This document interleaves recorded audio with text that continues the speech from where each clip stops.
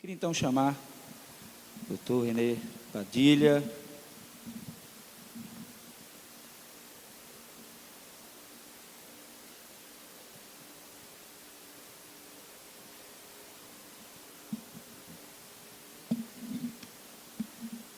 Vamos orar. Eu queria convidar você a ficar de pé nesse instante, para nós intercedermos.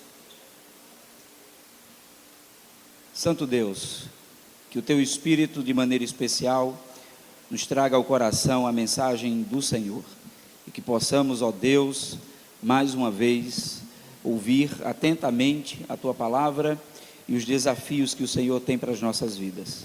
Abençoa o Teu servo. Obrigado, ó Deus, pela Sua presença aqui. Que assim o Senhor, de maneira especial, use e que, ó Deus, de fato, sintamos os nossos corações desafiados. Que assim o Senhor nos abençoe nesta noite. É o que nós te oramos em nome de Jesus. Amém.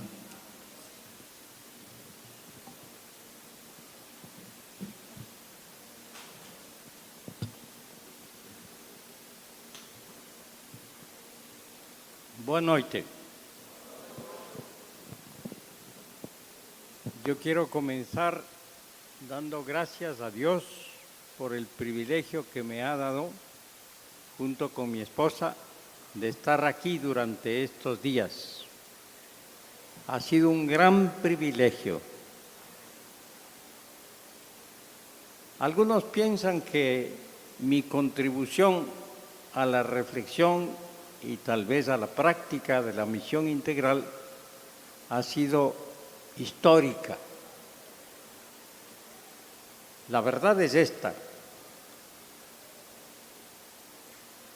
Lo que yo he hecho ha sido simplemente plantar una semilla, nunca yo solo. Soy parte de todo un grupo de personas comprometidas con el Evangelio de Jesucristo y, consecuentemente, comprometidas con la Iglesia y su misión integral.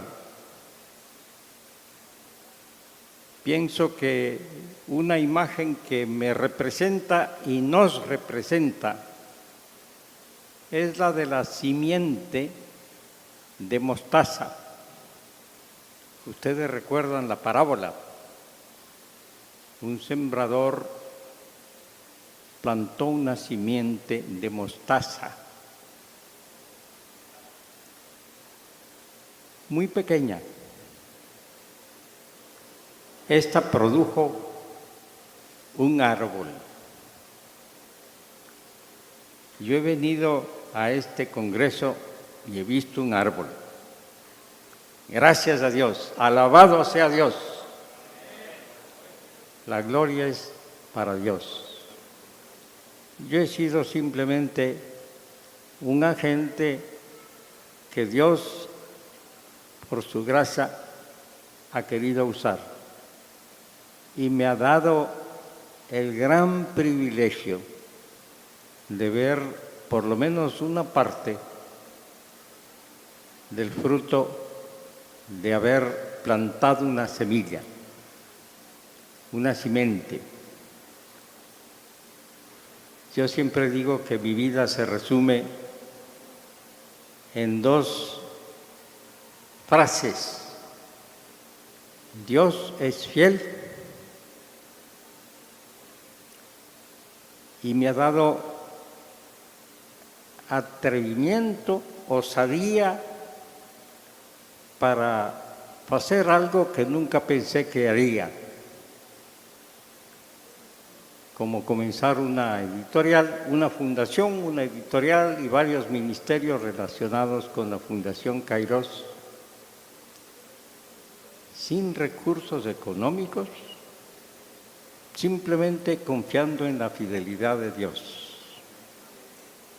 Mi vida es apenas un testimonio de un Dios que es fiel. Y mi respuesta es, gracias a la vida que me ha dado tanto. Y yo sé quién es la vida. Aquel que dijo, yo soy el camino, la verdad y la vida. En esta noche más que nada yo quiero resumir un poco lo que he venido diciendo en estos días. No voy a decir nada que sea muy nuevo para ustedes, pero espero que el Señor lo use para recordar lo que Él quiere hacer con cada uno de nosotros, con las iglesias que representamos, para su gloria. La pregunta que siempre he tenido que hacerme es: ¿para qué sirve la iglesia? Y es una pregunta que mucha gente se haría. Algunos dirían: ¿para qué sirve Dios? Bueno, para mucha gente no sirve para nada. Es una institución religiosa, parte de la sociedad civil. Y en muchos casos parecería que no ocupa una función importante en la vida de la gente en general. Pero gracias a Dios, nosotros que participamos en la iglesia porque estamos comprometidos con el Evangelio, sabemos que la iglesia es la comunidad del Rey de Reyes y Señor de Señores, que está en proceso de transformación y que sirve para la transformación de la sociedad. Esa es su misión, la transformación de la sociedad, para que la sociedad refleje el propósito de Dios para la vida humana. Yo estoy convencido de que si la gente comprendiera cuál es el propósito de Dios para la vida humana, entenderían mejor el propósito de la iglesia, especialmente si la iglesia está efectivamente en proceso de transformación y luchando, trabajando por la transformación. La iglesia es una comunidad en transformación para la transformación de toda la sociedad. Y cada iglesia está llamada a mostrar en su vida práctica lo que Dios quiere de la vida humana y de la comunidad humana en general. Tenemos que recordar esto. Somos seres humanos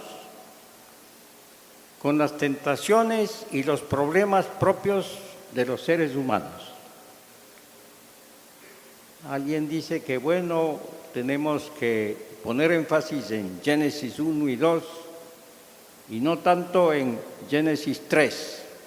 Yo digo, no dejemos Génesis 3, porque ahí está gran parte del problema. No nos ajustamos al propósito de Dios para la vida humana. Necesitamos tomar conciencia de eso. El pecado es parte de la historia humana a lo largo de los siglos. Y es algo que nadie puede negar. Algo anda mal. Hay corrupción, hay abuso de poder, hay codicia, hay opresión, hay mal uso del poder, hay odio. No reina el amor en general. A veces se ven gestos de generosidad. Calvino diría, porque todavía ainda está la semilla de Dios en el corazón humano. Algo de la imagen de Dios, aún en gente que no conoce o aún niega a Dios. Dios está obrando en la historia. Nuestro Dios, que se reveló en Jesucristo, es un Dios que actúa en la historia. Actuó en la antigüedad, en el pasado, actuó especialmente en Jesucristo y sigue actuando por medio de su pueblo. Ahora alguien decía, ontem se repitió esto, que para que la iglesia sea agente de transformación, tiene que estar transformada.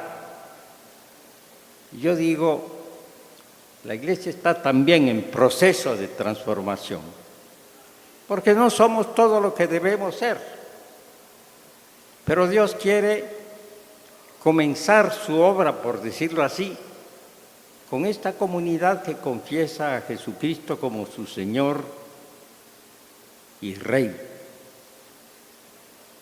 La iglesia es una comunidad en proceso de transformación y poco a poco en la iglesia se van manifestando los valores del reino de Dios.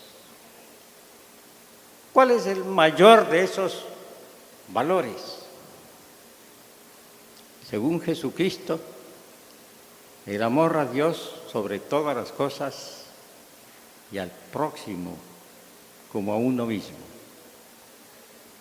Jesucristo encarnó ese tipo de amor, amor a Dios, amor al prójimo.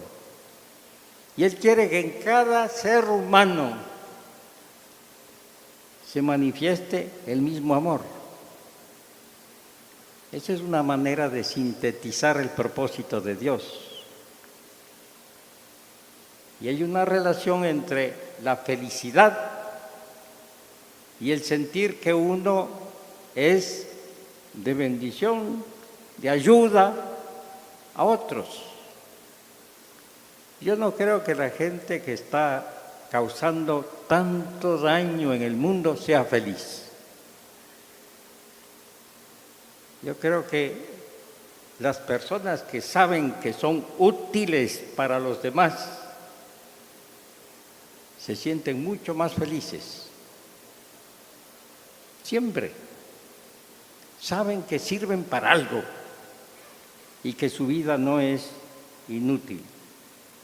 Entonces, la iglesia es la comunidad en transformación que modela lo que Dios quiere para toda la sociedad. Como hemos dicho antes, en el Antiguo Testamento, el pueblo de Israel es escogido, seleccionado para ser luz de las naciones. Luz de las naciones porque va a encarnar la justicia de Dios. Dios es justo y ama la justicia. Y Él quiere que su pueblo refleje su justicia.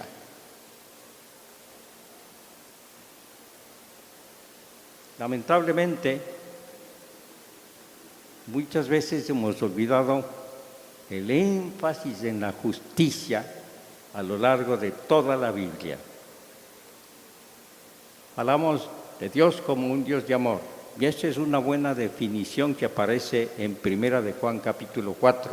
Dios es amor.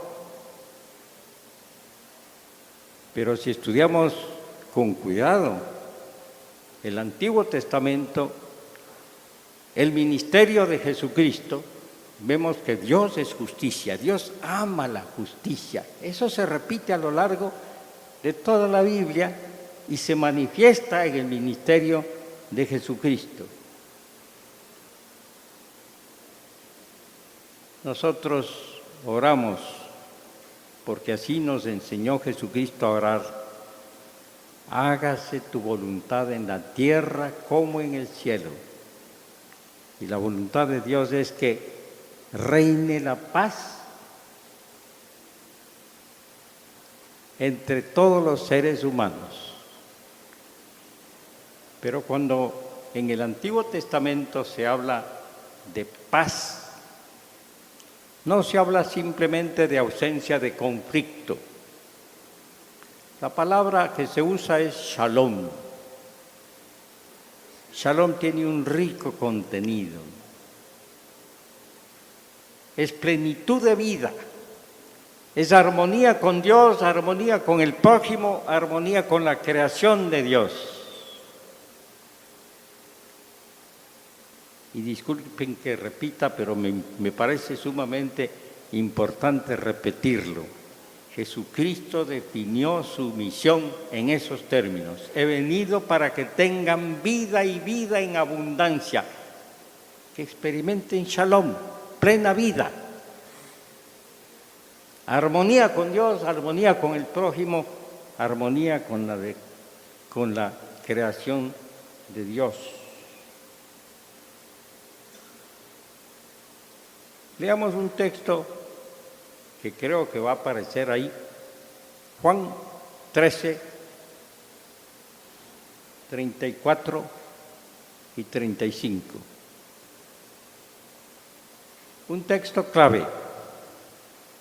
En esto conocerán todos que ustedes son mis discípulos, en que se aman los unos a los otros. Les doy un nuevo mandamiento, que se amen los unos a los otros. Esa es la marca del discípulo de Cristo. Eso es lo que tenemos que aprender desde la niñez, desde que nacemos. Aprender a amar. Veo que en la librería había varios libros de C.S. Lewis, un gran escritor que escribió entre sus muchos libros uno intitulado Los Cuatro Amores. No sé si está en portugués. Está en castellano también.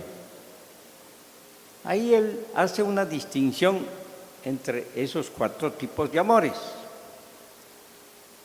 Pero lo que le interesa a él es mostrar que el amor supremo, el amor manifestado en Cristo Jesús, el amor que él quiere que reine en la humanidad, es el amor agape.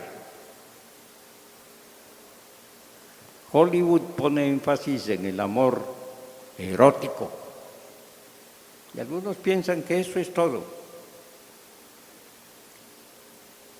Dice Luis, el amor erótico hace muchas promesas pero no puede cumplirlas. Necesita el auxilio del amor agape.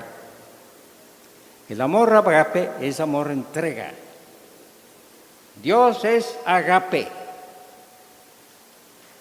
De tal manera amó Dios al mundo que ha entregado a su Hijo unigénito para que todo aquel que en Él cree no se pierda, mas tenga vida eterna. Amor agape. Amor que piensa en el bienestar del otro. Eso es lo que tiene que distinguir a la Iglesia. La Iglesia vive en función del amor que se expresa en términos de justicia en la sociedad. Justicia tiene una dimensión social. Un estudioso que por mucho tiempo trabajó, aún trabaja con la Sociedad Bíblica Unida, mostró el problema que hay en la traducción de la Biblia, King James, 1611. Las dos palabras en hebreo que deben traducirse, justicia, justice, no se traducen así. Se traducen como righteousness, rectitud, rectitud. Esa traducción es posible, no está mal, pero es muy pobre en relación con lo que quieren decir los dos términos en hebreo.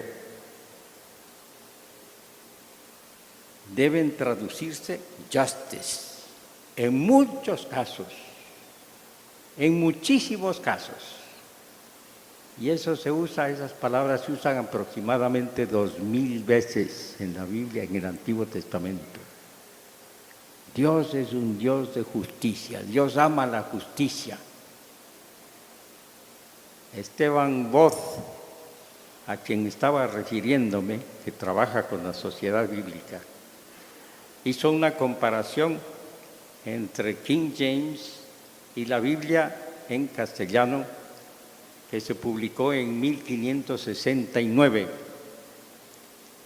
la versión que con el tiempo llegó a llamarse Reina Valera, traducida originalmente por Casiodoro de Reina y luego revisada en 1602 por Cipriano de Valera. Y es sorprendente la cantidad de veces en que en castellano la traducción de esos términos es justicia, mientras que en inglés dice righteousness. Justicia tiene una dimensión social, tiene que ver con las relaciones con los demás, no simplemente rectitud delante de Dios en aislamiento y soldamiento, no sé, se entiende aislamiento. Porque la relación del ser humano no es solo con Dios. Amar a Dios, amar al prójimo, es el mandato que resume la ley y los profetas. Ahora, la iglesia que está en transformación, en proceso de transformación, está llamada a ser un agente de transformación en el mundo.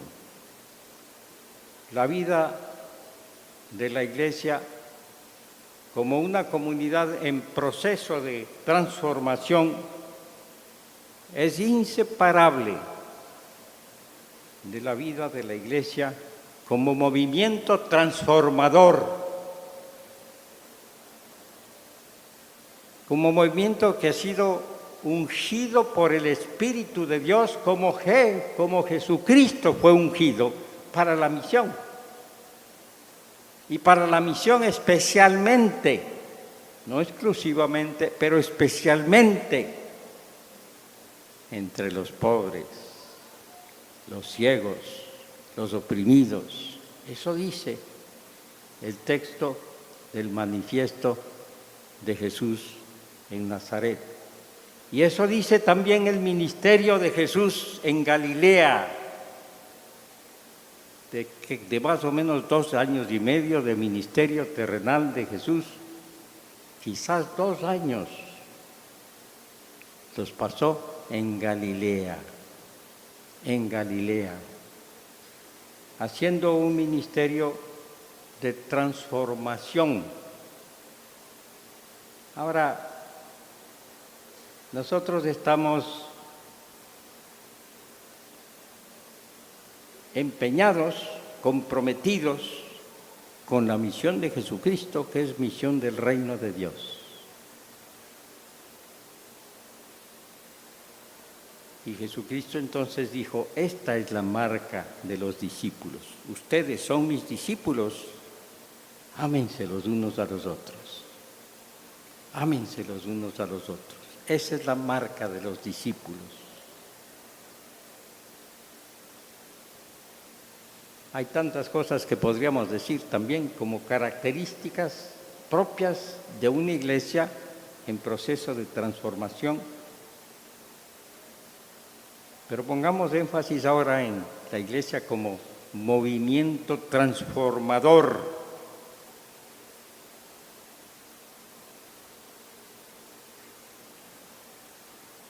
El tiempo es corto y entonces debo tratar de resumir. La versión más conocida de lo que se ha llamado la Gran Comisión está en Mateo capítulo 28, versículos 16 a 20. Y a veces ese texto se ha usado como si el propósito fuera hacer misión transcultural y nada más, y formar discípulos en un país distante. El énfasis no está ahí. Se podría traducir en el proceso de andar o ir, mientras van, hagan discípulos, hagan discípulos. Pero luego hay otra versión importantísima desde el punto de vista de comprender cuál es la misión de la Iglesia. Y es la que aparece en Juan, Evangelio de Juan, capítulo 20, versículo 21. Como el Padre me envió a mí, así también yo los envío a ustedes. Y entonces les da el Espíritu Santo. El modelo del misionero es Jesús. Como el Padre me envió a mí.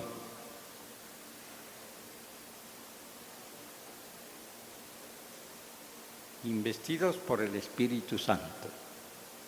Porque la Iglesia no cumple su misión sin el poder del Espíritu Santo.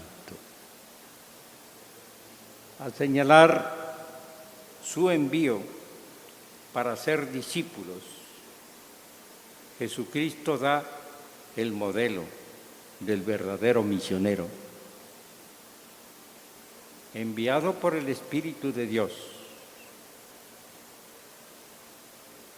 ¿Qué tienen en común los dos envíos? El envío de Jesús por parte del Padre y el envío de sus discípulos por parte de Jesucristo.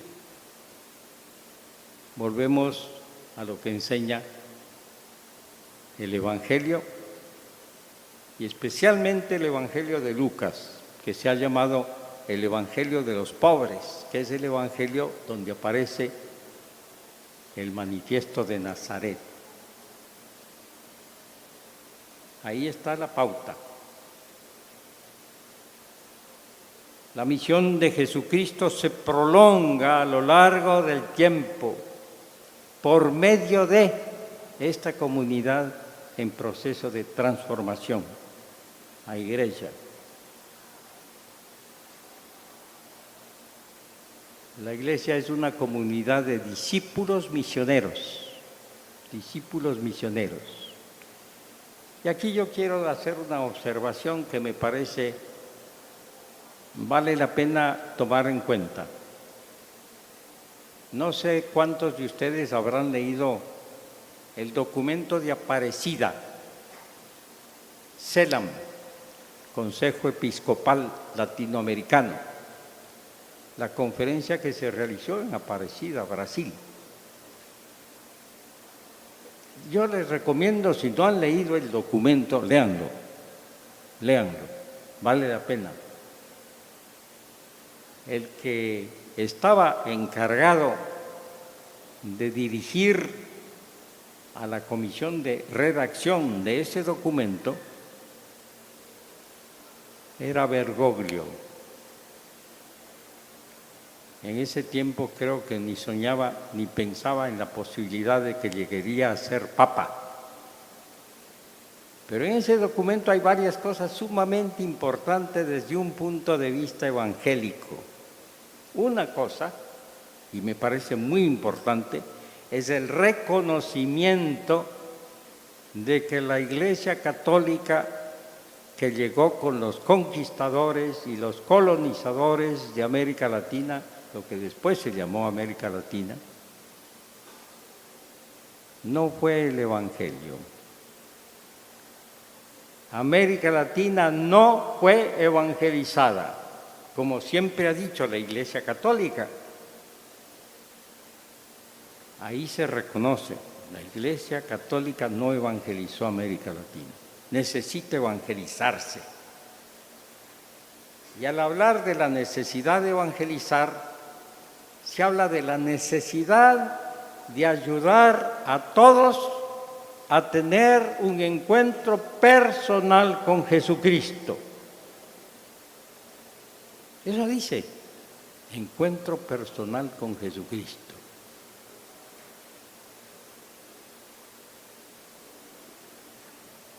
Hay varias otras cosas que creo que son dignas de reconocimiento. Yo me crié en un país donde se perseguía abiertamente a los evangélicos. Se asesinaba a pastores. Se quemaban templos evangélicos. Colombia.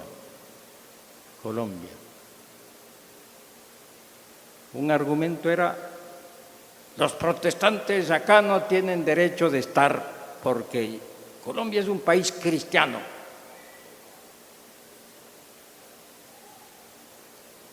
Entonces yo me crié en un ambiente de hostilidad contra los evangélicos. Y como familia sufrimos las consecuencias. Éramos inmigrantes, mis padres habían escogido vivir en Colombia por situaciones económicas y sufrimos las consecuencias de eso. Entonces, para mí era muy difícil aceptar que en la Iglesia Católica pudiera haber cambios, mudanzas. Yo doy gracias a Dios por algunas de las mudanzas. No quiero decir con esto que estoy satisfecho con todo lo que ha pasado, pero hay señales de mudanza. Mi padre tenía toda una colección de libros anticatólicos, las dos Babilonias, el cura, la mujer y el confesionario. Bueno, y era para debatir con católicos a quienes les hablaba del Evangelio. Hoy día tenemos que reconocer que no es la misma Iglesia Católica exactamente la que hoy existe, por lo menos en la mayoría de los países, a la que existió en ese tiempo. Pero lo importante para mí es algo que voy a elaborar un poquito más adelante. Ya hemos dicho, hay dos tareas fundamentales para la Iglesia, como Iglesia, y esas están expresadas en metáforas caseras: sal, luz. La sal, que nos habla de prevención de la corrupción. Ahí entra todo lo que significa palabra profética. Honestidad como ciudadanos para dar ejemplo de cómo debe comportarse éticamente un ciudadano. Cumplimiento con nuestros deberes civiles. También conciencia de lo que está sucediendo a nivel de gobiernos, especialmente cuando vemos que los gobiernos en general son corruptos, como el resto de la sociedad. Y luz, con todo el énfasis en lo que eso significa en términos de buenas obras, para que vean sus buenas obras, resplandezcan en el mundo, porque ustedes son la luz del mundo. La Iglesia, como movimiento transformador, tiene razón de ser en el mundo. Y hay algo que tenemos que subrayar, y es esto. En Marcos capítulo 10, 42 a 45, tenemos un pasaje que muestra la importancia de no vivir llevados por la ambición de poder y aprender lo que significa el poder del amor. Muchas de las divisiones que se producen en nuestras propias iglesias son el resultado de luchas por el poder. Yo soy más importante que ustedes. Y si soy pastor, yo tengo el mando.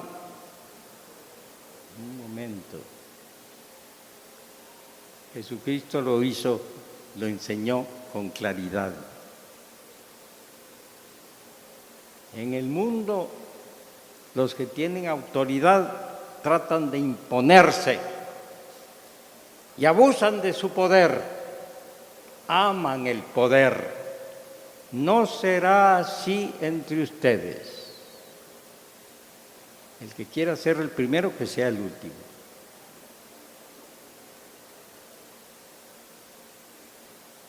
Porque el Hijo del Hombre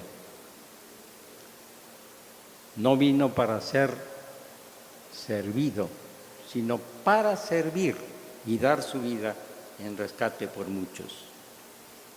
Entonces, lo primero para cumplir la misión, como Dios quiere que cumplamos, como el Padre envió al Hijo, es tomando en cuenta eso.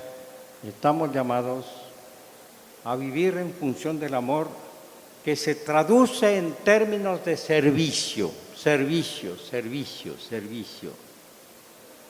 La vida no tiene sentido como vida cristiana sin ese deseo de servir, ser útil.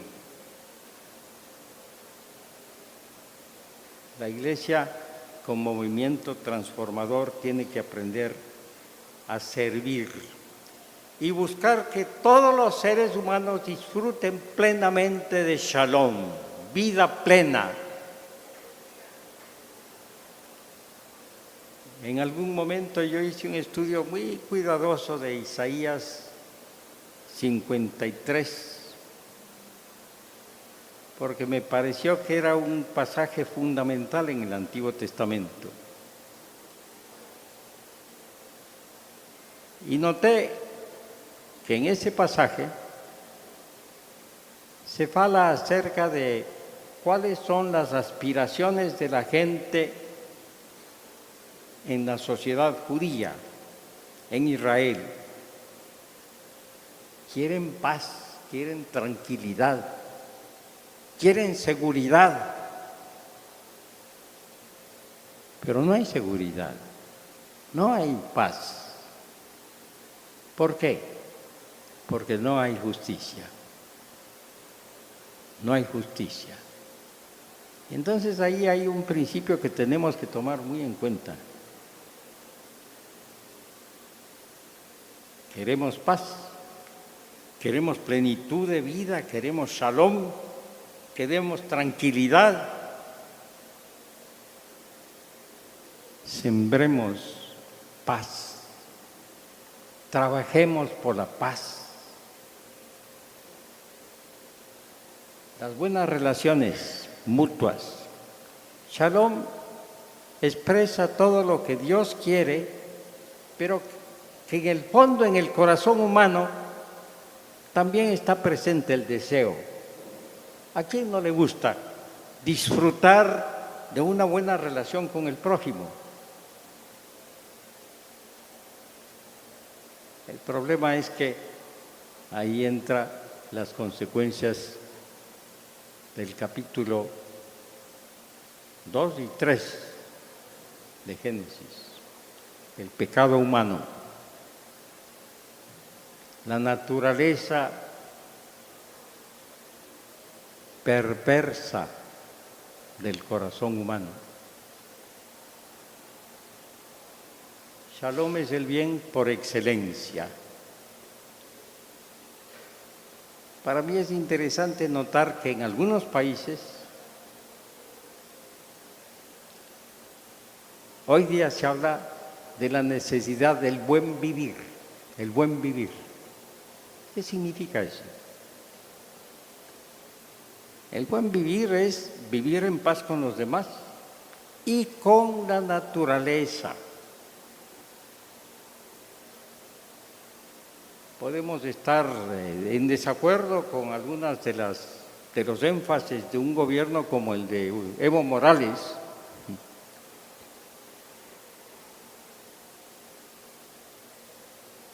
y otros gobiernos que se han atrevido a hacer algo diferente de lo que se venía haciendo por siglos.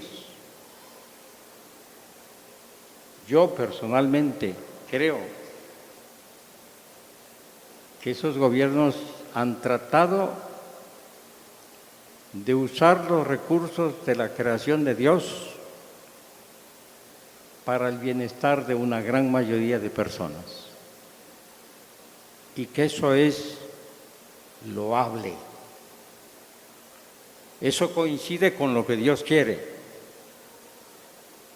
Ahora, no estoy diciendo son gobiernos perfectos, ni mucho menos. No, muchas fallas. Pero es importante que veamos que ahí hay un deseo de bienestar para todos, bienestar. Y eso por lo menos en parte coincide con Shalom. No está el énfasis en el bienestar en la relación con Dios, pero sí hay mucho énfasis en la relación humana con los demás, con el prójimo, y la relación con la naturaleza. Ahí está, bienestar, bienestar. Y bueno, se ha escrito también mucho a lo largo de los años sobre el bien común, el bien común.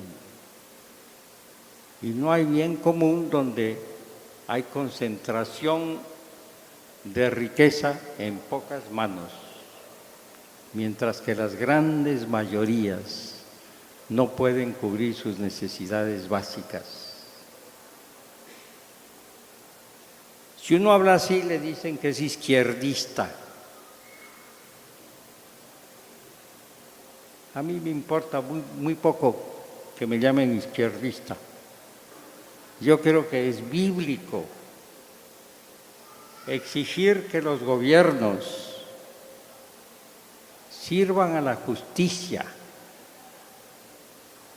y traten de encontrar maneras de hacer posible el bienestar, el bien común, y no el bien para unos pocos que están en el vértice de la pirámide, como siempre ha sucedido en nuestros países. Isaías 32 entonces nos da la clave. El fruto de la justicia será la paz. Pero hay otro aspecto de lo que significa características de un movimiento transformador. Y esto es algo de lo cual Jesús también habla mucho. Es la unidad de su cuerpo, la unidad del cuerpo de Cristo. Creo que entre evangélicos tradicionalmente, por lo menos, no hemos dado suficiente atención al tema de la unidad del cuerpo de Cristo. En la gran mayoría de países latinoamericanos hay multiplicidad de denominaciones, multiplicidad. Ahora entendamos bien el problema. Yo estoy de acuerdo con que haya iglesias que se organizan de una manera y otras que se organizan de otra manera. No hay, en mi opinión, una revelación de cómo deben organizarse las iglesias. Sí hay, digamos, una cierta tendencia a que se considere que todos los miembros de la Iglesia deben tener algún tipo de participación en la organización de la Iglesia, que se respete la opinión de los miembros de la congregación. Pero bueno, en la reunión de esta mañana con los pastores yo decía que es sumamente importante tomar en cuenta que en el Nuevo Testamento no se usa el término pastor para referirse a un pastor en cada congregación. Se habla en términos plurales, los pastores o ancianos. Se da la idea de un cuerpo pastoral y eso es importante, sumamente importante. La palabra pastor aparece en 1 Pedro capítulo 5, aplicada a Jesucristo, el pastor, con mayúscula. Yo considero que es lamentable cuando en una iglesia el pastor concentra todo el poder y se considera el que tiene que tomar todas las decisiones y, bueno, organizar la vida de todos. Muy peligroso.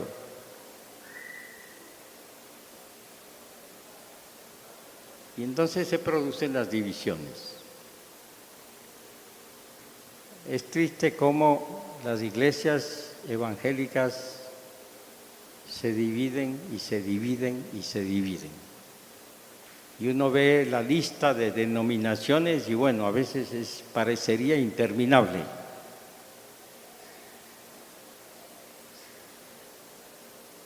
Es lamentable. En el caso de Argentina tenemos no solamente una convención bautista que se originó con un misionero suizo, Benson, después vinieron los norteamericanos, lograron unir esa denominación bautista con otra, los bautistas del norte, pero luego vinieron los bautistas independientes y ahora hay los bautistas misioneros. Y eso sucede con muchas de las denominaciones. Los reformados y los reformados y los reformados. Es triste eso. Yo doy gracias a Dios que en estos últimos años, bueno, ya son prácticamente 30 años, que en la zona norte de Buenos Aires hemos logrado cierto sentido de unidad que no existe en otros sectores de la ciudad, entre las iglesias. Para mí fue el resultado de algo que Dios quiso hacer. En un funeral, el pastor metodista, y en ese tiempo yo era pastor, formaba parte del cuerpo ministerial, nos encontramos en el funeral, porque la persona que había muerto tenía relaciones con él, el pastor de la iglesia metodista, y conmigo. Y empezamos a conversar, y bueno, en medio de la conversación decidimos que sería bueno encontrarnos de vez en cuando, por lo menos, y conocernos, y ver si podríamos apoyarnos mutuamente en el ministerio en la misma zona de la ciudad. ¿Por qué tenemos que esperar que alguien se muera y que nosotros queramos estar en el funeral? Y bueno, ese fue el comienzo de lo que llegó a ser un grupo ecuménico. Ahora, la palabra ecuménico no sé cómo es en el Brasil, pero en algunos lugares no hablemos de lo ecuménico. Ecuménico, hay que rescatar el sentido de ecuménico. Viene del término ecumene, el mundo habitado. ¿Y quién no tiene interés en el mundo habitado?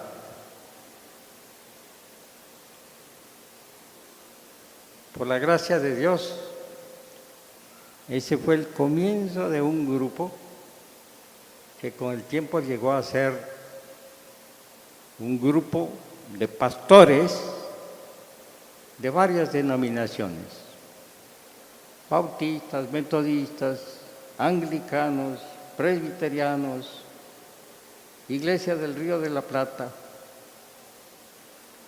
una reunión mensual. Y con el tiempo ya no fue solamente una reunión mensual, fue un culto mensual, un culto unido, con todos invitados, miembros de todas las iglesias. Y realmente ha sido una experiencia muy rica, muy rica. Con el tiempo se decidió que aparte de esa reunión mensual, habría una reunión quincenal cada 2 semanas de pastores. Y cada mes una de esas dos reuniones mensuales es con un almuerzo para confraternidad, para reflexión, para estimularnos mutuamente. Ahora no sé cómo les caiga a ustedes lo que voy a decir. Hay 3 iglesias católicas en la zona. Y bueno, con la Iglesia Católica nunca hubo una relación, no hostil tampoco en esa zona, nunca nos peleamos con los católicos, pero tampoco teníamos mucho interés en reunirnos. Pero una iglesia que se llama la Iglesia de Nuestra Señora de la Unidad nos mandó una carta diciendo: entendemos que hay una reunión ecuménica, pero es solo para protestantes. Nosotros quisiéramos participar porque somos la Iglesia de Nuestra Señora de la Unidad. ¿Qué les parece que debíamos hacer nosotros? Decidimos aceptar la invitación, invitarlos, vengan. Y bueno, las otras 2 iglesias católicas supieron que Nuestra Señora de la Unidad había ingresado. Y nosotros también queremos participar. Y bueno, vengan, participen. Yo asisto regularmente a las reuniones de los pastores, aunque no soy oficialmente el pastor de mi propia congregación. La iglesia me nombró para representar a la congregación.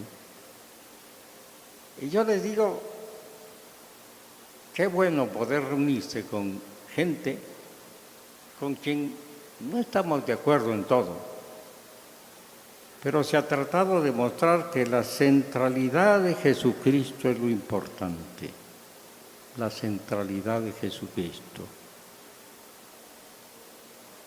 Y cada vez que nos reunimos como iglesias, hay la posibilidad de escuchar a un predicador de otra denominación. Eso es enriquecedor. No hay un espíritu de hostilidad. Hay deseo de entender las diferencias y deseo de entender en qué estamos unidos. Y yo creo que eso da posibilidades para un trabajo conjunto en relación con problemas comunes en la zona de la ciudad. Y yo he propuesto y en eso estoy. En efecto, pido oración por parte de ustedes sobre esto, si se acuerdan de mí, que en vez de tener únicamente un culto mensual en alguna de las iglesias participantes, comencemos a organizar grupos caseros de estudio bíblico con la participación de cualquiera que quiera asistir, protestantes o católicos, o ateos, que vengan a estudiar la palabra. Mi esperanza es que, abriendo la palabra, Dios haga su obra, Dios haga su obra. Hubiéramos empezado ya, pero con este viaje decidí que no trataría de empujar el asunto hasta voltar a Buenos Aires. Y ya tenemos un hogar que dice, vengan, nosotros queremos un grupo de estudio ecuménico, porque el hombre es evangélico, viene regularmente a nuestra iglesia, la señora es católica, y ella dice, yo no quiero cambiar de religión. Bueno, no cambie de religión, lo importante es que conozca a Jesucristo, lo importante es que estudie la palabra. Y ahora ella está entusiasmada. Yo voy a invitar a mis amigos.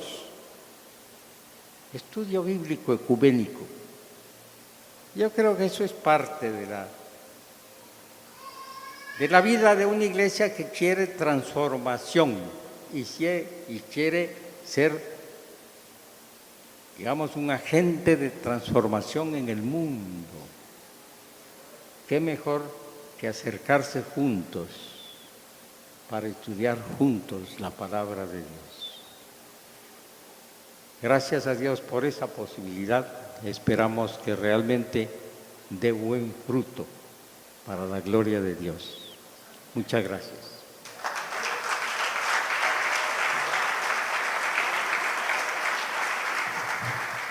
Eu queria convidar então toda a nossa equipe de voluntários. Queria pedir, o pastor Hudson pode vir, da diretoria da Aleph. Diretoria da Aleph formada essa noite. Estamos também iniciando após a nova diretoria da Aleph, que é formada por mim como presidente, pastor Renildo Diniz como vice-presidente, pastor Hudson Taylor como primeiro secretário, pastor Douglas Lemp como primeiro tesoureiro e pastor Gerson Barreto como segundo tesoureiro. Toda a nossa equipe, pastor Fernando, pode vir para cá.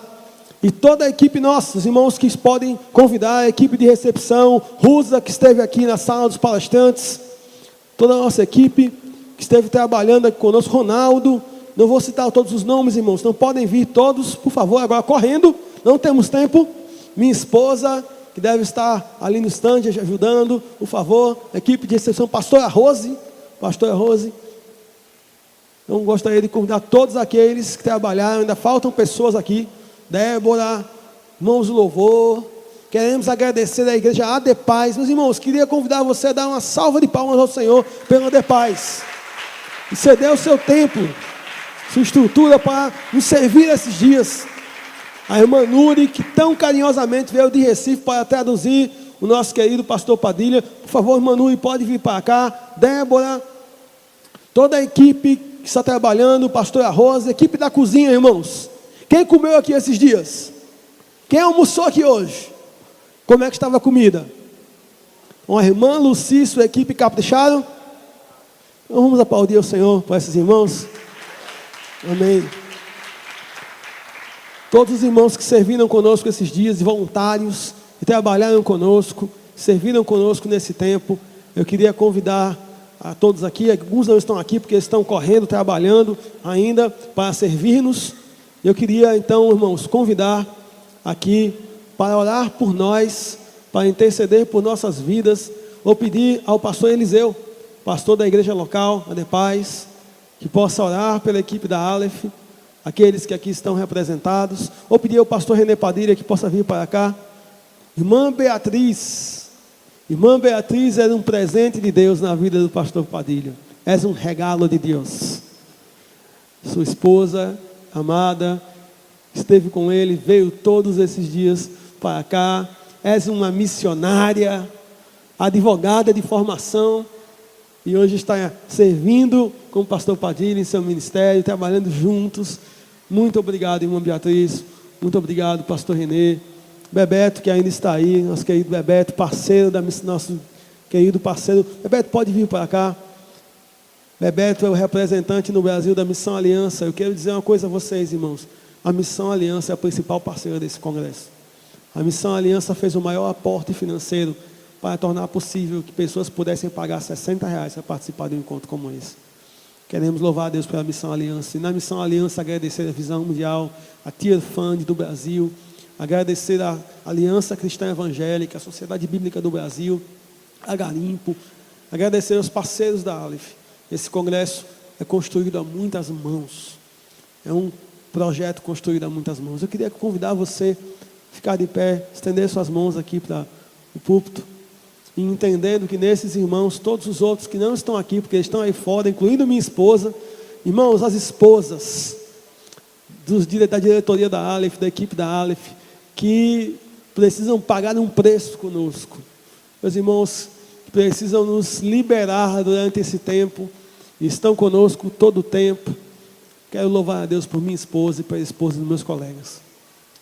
Micheline, Rose, Gorete, Bárbara, Andréia, todas as esposas, esposos também, não é?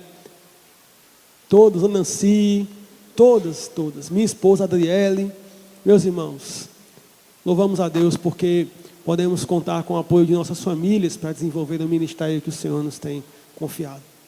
Eu queria convidar você a estender suas mãos para cá, entendendo que representados nesses irmãos, por favor, venham para cá à vontade, que trabalharam conosco. As irmãs estiveram aqui servindo, queridos, com sorriso, voluntariamente, chegando cedo, chegando antes que vocês, participando de reuniões, trabalhando voluntariamente, entendendo que estão servindo ao reino de Deus. E nós somos gratos ao Senhor pela vida de todos e todas, voluntárias preciosas que o Senhor tem nos dado. Quantos daqui elogiaram a equipe? Meus irmãos, eu louvo a Deus por toda a equipe que o Senhor tem dado à Aleph, equipe de voluntários de várias igrejas, de várias denominações, que tem se voluntariado para servir. Irmã Ruth Félix, que não está aqui, tantos irmãos e irmãs, não vou citar mais nomes porque corro o perigo de ser injusto, mas tantos irmãos e irmãs que trabalharam arduamente para nos servir esses dias.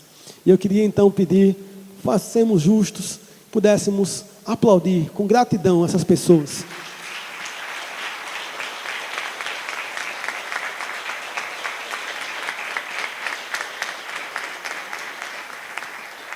E eu convido o pastor Eliseu para estar orando por toda a equipe. Pastor Eliseu em seguida estará celebrando a ceia do Senhor com os pastores locais presentes a esse encontro. Mas quero convidá-lo a estender suas mãos para cá e a orar por toda a equipe de voluntários, de colaboradores deste Congresso Aleph. Oremos, queridos. Nosso Deus e nosso Pai, no nome de Jesus Cristo, teu Filho amado, te oramos, Senhor, te agradecemos, Pai, por este congresso que tem enriquecido a cada um de nós. Te louvamos, meu Deus, por toda esta equipe, a liderança da Aleph e todos aqueles que direto ou indiretamente, Senhor, estiveram ligados, trabalhando para que esse congresso acontecesse. Aqueles que investiram, aqueles que cooperaram, aqueles que entraram com a sua mão de obra, com o seu esforço. Deus, recompensa a todos com bênção dos céus. Te oramos, Senhor, e já te agradecemos no nome de Jesus Cristo, o teu Filho amado, que vive e reina para todo sempre. Amém. Amém. Tome assento, queridos.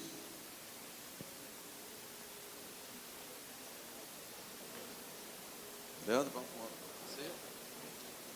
Está tudo certo aí? Está tudo certo? Aí, pode chamar quem chama aqui. Bom, os nossos irmãos pastores estão sendo convidados para servirem a igreja na celebração da Santa Ceia do Senhor. Nossos pastores que estiverem aqui presentes, por favor, venham aqui. Nós vamos estar orando agora pelo pão e pelo cálice. Aqui em nossa, pode vir, os pastores que estiverem aqui na nave, venha pastor Josafá, Edivan, os demais pastores que estiverem por aí, por favor, venham cooperar aqui conosco. Todos os pastores, todas as denominações. Enquanto vocês estão chegando, eu quero manifestar a nossa alegria e agradecimento a todos os queridos irmãos que vieram participar, né, e agradecer aí o Leandro, dizer da nossa disponibilidade, a disponibilidade da nossa igreja para o próximo ano, se assim Deus quiser. Leandro, a gente está à sua disposição, tá certo? Deus continue abençoando, que esta visão seja levada adiante, e que assim como vamos tomar Santa Ceia aqui com um número bem grande de várias denominações, estas barreiras denominacionais caiam por terra e a gente comece a discernir o que é corpo de Cristo, não é? Quando a gente começa a ter essa visão, no nome de Jesus. Glória a Deus. Então, vamos cear juntos.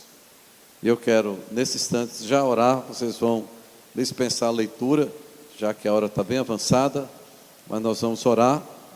E aqui na nossa igreja, nós temos o hábito de entregar o pão e o cálice juntos, tá bom?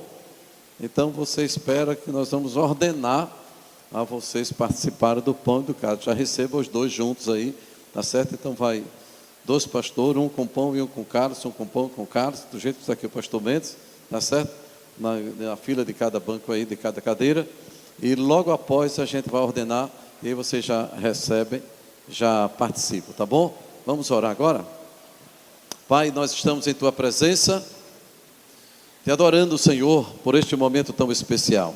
Encerrando este congresso, Senhor, estamos fazendo uma grande celebração, meu Deus, com a Santa Ceia do Senhor. Queremos te adorar, Senhor, e pedir a Tua bênção para este pão e para este cálice, Senhor, na simbologia do Teu corpo e do Teu sangue, que tantos quantos vão receber agora, sejam abençoados por Ti nesse instante. No nome de Jesus te oramos e te agradecemos. Amém. Glória a Deus. Permaneça no seu lugar. Os nossos pastores estarão servindo a igreja. Você recebe o pão e o cálice. Os pastores vão bem organizados, cada um com pão e com cálice, um pão e um cálice. A Débora vai estar louvando ao Senhor. Logo em seguida já estaremos ordenando, e aí estaremos recebendo o pão e o cálice.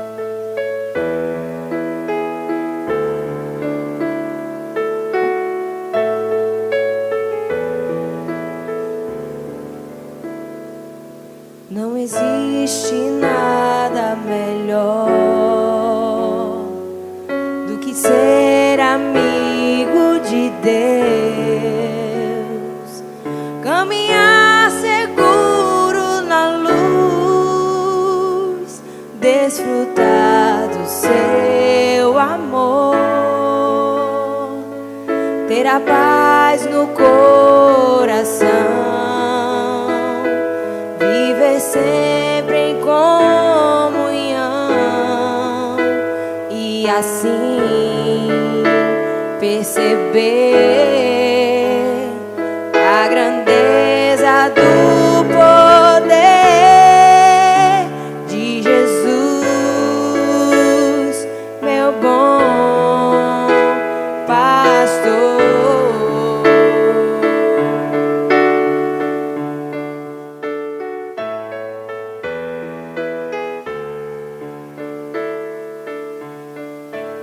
Glória a Deus. Que momento bonito, né, da igreja. A igreja um só corpo. Glória a Deus. Os irmãos estão recebendo ali fora. Você quer se colocar de pé? Logo em seguida fazemos a oração. Nós vamos participar.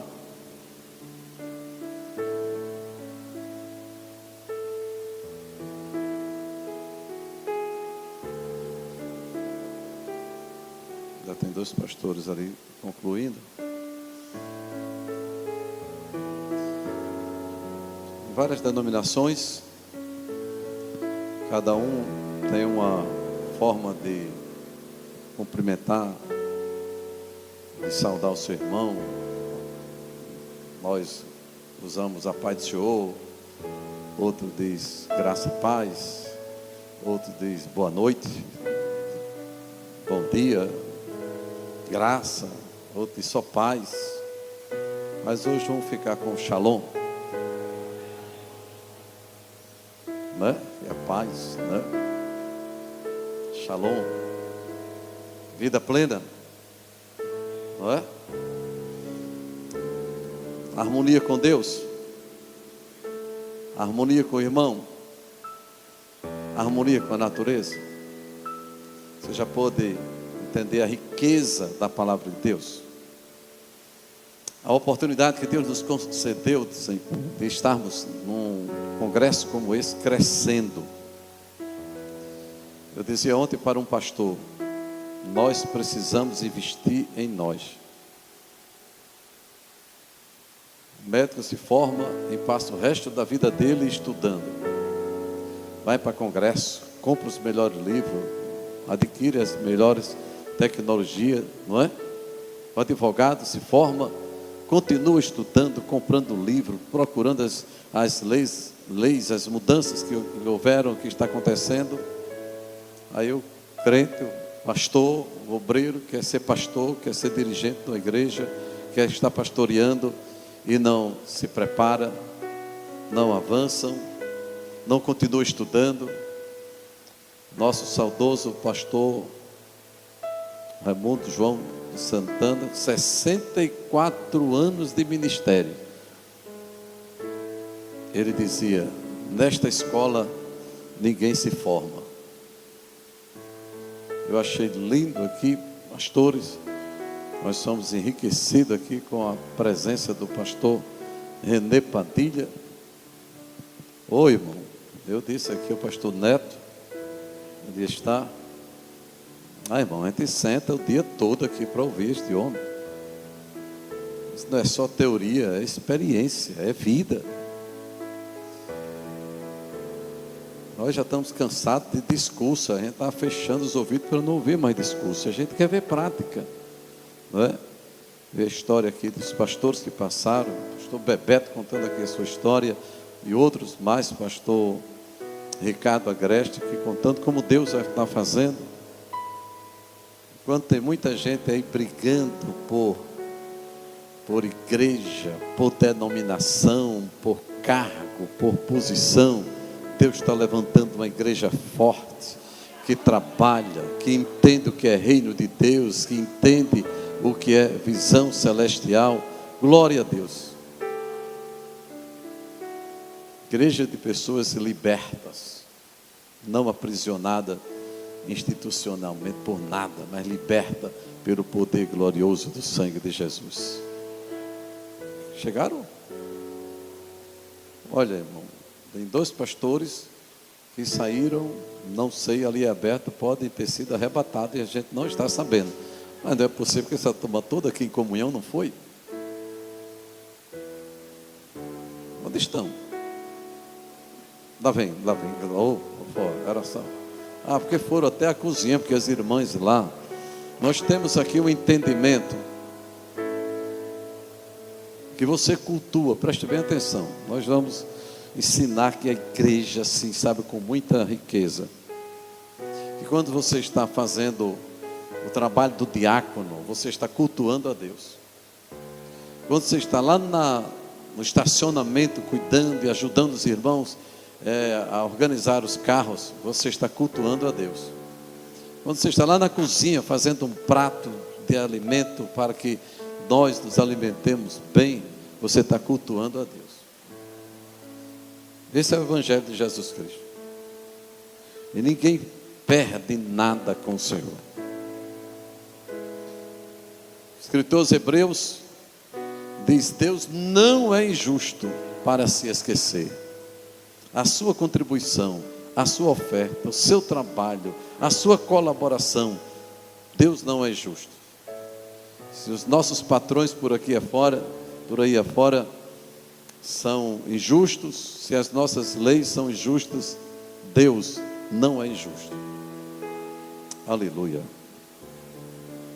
Porque eu recebi do Senhor o que também vos ensinei, que o Senhor Jesus, na noite que foi traído, tomou o pão e disse, e tendo dado graças, disse: comei, este é o meu corpo que é partido por vós. Comamos todos.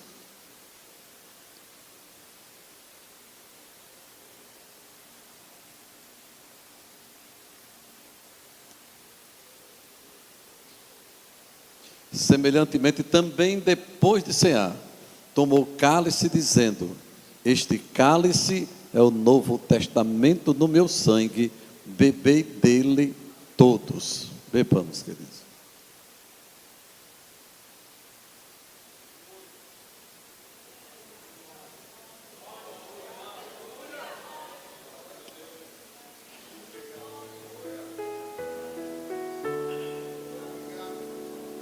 Como é bom, Senhor, cercar a tua mesa. Como é bom, Senhor, poder desfrutar deste privilégio de estar em tua presença, com irmãos, juntos, unidos, num só propósito, Senhor. Glorificando o teu nome, Senhor, porque todos aqui somos irmãos, neste corpo que tu és a cabeça. Que maravilha, que alegria, que privilégio, Senhor, poder estar esta noite neste santuário, participando, Senhor, deste momento, da tua mesa. Este é o momento de comunhão, da família, dos irmãos. Te adoramos, Senhor, no nome de Jesus. Você vai deixar o seu copinho aí na sua cadeira, para você ficar à vontade. Se quiser levar para casa também, leva, não tem problema. Mas nós vamos receber a bênção apostólica agora. E logo após a bênção apostólica, aí você abraça o seu irmão, abraça a sua irmã, deseja a ele uma semana de bênção, de vitória. Amanhã em nossas igrejas, todos juntos, adorando e levando esse congresso a efeito. Levando o que nós aprendemos a efeito, não é? Não vamos esperar, não, vamos trabalhar em nome de Jesus, tá bom? Vamos receber a bênção. Aguarda aí, os irmãos que estão recolhendo, para 2 minutinhos aí, para receber a bênção. 2 segundinhos só.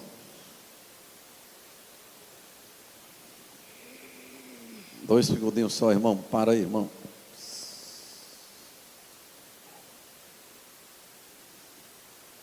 Meu pastor dizer assim: não se dá a bênção à pessoa de costa. É verdade, ele não está assim para receber, não é? 2 minutinhos aí, irmão. Para aí, 2 minutinhos. Vamos receber. Muito bem. A graça de nosso Senhor e Salvador Jesus Cristo, o amor de Deus nosso Pai, a comunhão e consolação do Espírito Santo, sejam com todos, hoje e sempre. Deus abençoe a todos, a paz do Senhor, um shalom aí para todos aí, em nome de Jesus. Cumprimento seu irmão, um abraço seu irmão, deseja a ele uma semana de bênção, de vitória, e a bênção de Deus continue sobre a vida de todos os queridos irmãos.